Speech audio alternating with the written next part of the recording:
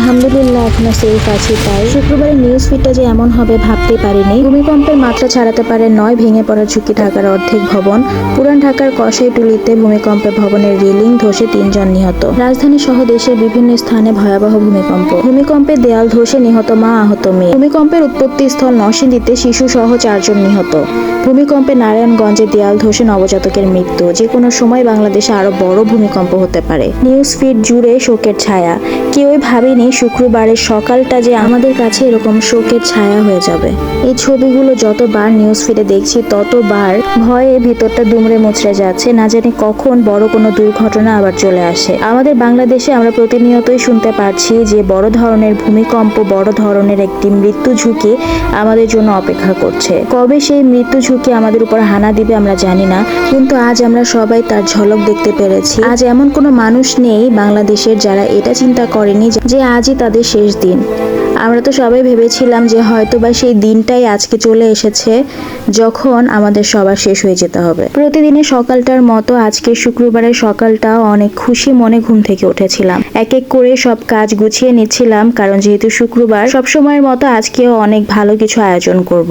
শুক্রবারের দিনটা আমাদের সবার জন্য যেরকম ঈদের দিনের মতো আনন্দমুখর থাকে, শুক্রবারের দিনটা যেরকম পবিত্র মনে হয়, ঠিক এই শুক্রবারটাতেই নাকি কিয়ামত হবে আর আমাদের জীবনের ইতি টানবে। সত্য মিথ্যা যাচাই করার ক্ষমতা আমার নেই, কিন্তু এতটুকু বিশ্বাস তো আল্লাহ তাআলার উপরে আছে যে উনি চাইলে সবই সম্ভব, সবই হবে। সকালবেলা নাস্তা করার পরেই তারপর ভেবেছিলাম রান্না বান্না স্টার্ট করব, একটু টিভি দেখি। যখনই ড্রয়িং রুমে বসে টিভি দেখছিলাম, এমন ভাবে সোফাটা নাড়া দিয়ে উঠলো আর এমন ভাবে সবগুলো জিনিস কাঁপাকাঁপি শুরু হয়ে গেল। কোনো কিছু বুঝে উঠতে না পেরে জলদি জান্নাত আর জান্নাতের বাবার কাছে চলে গেলাম। ওরা রুমে ঘুমাচ্ছিল। 3 জন একসাথে বসে সূরা পড়া শুরু করে দিলাম আর মনে মনে ভাবতে থাকলাম আজকে হয়তোবা আমাদের এই মুহূর্তটাই শেষ মুহূর্ত। আর এই যে নিউজ ফিডগুলো জুড়ে দেখতে পারছেন মানুষের কত আহাজারি, সবাই দৌড়াদৌড়ি করছে, ছুটাছুটি করছে, কোথায় যাবে, কি করবে, কি হবে। মানুষের মাথার মধ্যে তখন আর কোনো কিছু কাজ করে না। যে যেভাবে পারে দিক বেদিক খালি ছুটতেই থাকে, এরকম একটা সিচুয়েশন হয়ে যায়। যত দিন যাচ্ছে সবার এত আহত হওয়ার কথা শুনছি, নিহত হওয়ার কথা শুনছি।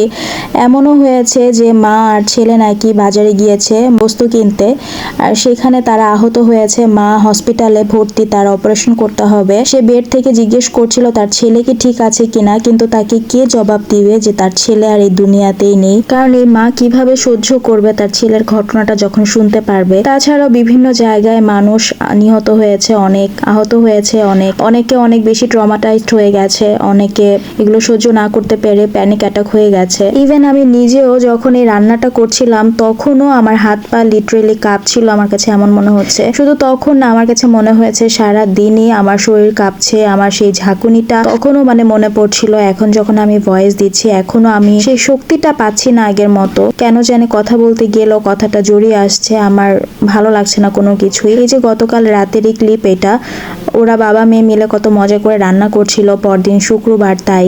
তো জান্নাতের বাবা বলেছিল যে আমি গরুর গোশতটা রান্না করে দেই, তুমি সকালে জাস্ট পোলাও রোস্ট এগুলো রান্না করো। তো ওরা তো বাবা মেয়ে মিলে খুব সুন্দর মতো করে রান্না করছিল।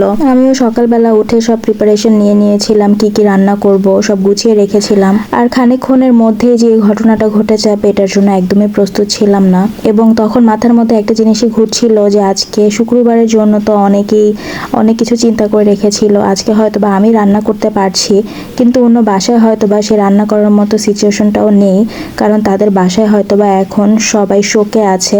হয়তোবা অনেকের আত্মীয় স্বজনরা নিহত হয়েছে, আহত হয়েছে, অনেকের বাড়ি ফাটল ধরেছে, অনেকের ঘরে জিনিসপত্র ভেঙে গেছে। খাবারটা যখন খাচ্ছিলাম তখন জান্নাতের বাবাকে বলছিলাম যে আজকে হয়তোবা এই জায়গাটা অন্যরকম একটা সিচুয়েশন হয়ে যেতে পারতো। আজকে আমরা বসে খাচ্ছি, কিন্তু এমনও হতে পারতো আমাদের রিজিকে না থাকলে এই জায়গাটা হয়তোবা তখন। আসলে এগুলো ভাবলেই একদম ভেতরটা দুমড়ে মুচড়ে যাচ্ছে। খাবার পরে যখন নিউজ ফিডটা দেখছিলাম তখন সবার এরকম আহাজারি দেখে আরও ভালো লাগছিল না। খালি নিউজ ফিড জুড়ে সারাদিন এই জিনিসগুলোই দেখছিলাম আর ভাবছিলাম যে আল্লাহ তাআলা কি আমাদেরকে মাফ করবে? আমরা কি বড় ধরনের কোনো বিপদ থেকে নিজেদেরকে রক্ষা করতে পারবো, নিজেরা বাঁচতে পারবো? আসলে এগুলো কখনোই সম্ভব না যদি আল্লাহ আমাদের ভাগ্যে না লিখে রাখে। আর আল্লাহ যদি আমাদের ভাগ্যে লিখে রাখে, যত কিছুই হোক না কেন আমরা কিন্তু সেই জিনিসটা থেকে ওভারকাম করতেই পারবো। আল্লাহ তালাই সব কিছুর মালিক, সে ভালো জানে। বাট কোনো বড় ধরনের ভূমিকম্প হলে অবশ্যই আমরা ছোটাছুটি করব না, একটা জায়গায় স্থির থাকবো। যদি বাসার আশেপাশে খালি জায়গা থাকে তাহলে সেখানে চলে যাব, আর না হলে বাসায় স্টে করতে হবে। আর সবাই সবাইকে মাফ করে দিবেন, কারণ কখন কার যাত্রা শেষ হয়ে যায় আমরা কেউই জানি না। তো সবাই ভালো থাকবেন, সুস্থ থাকবেন। আল্লাহ হাফেজ।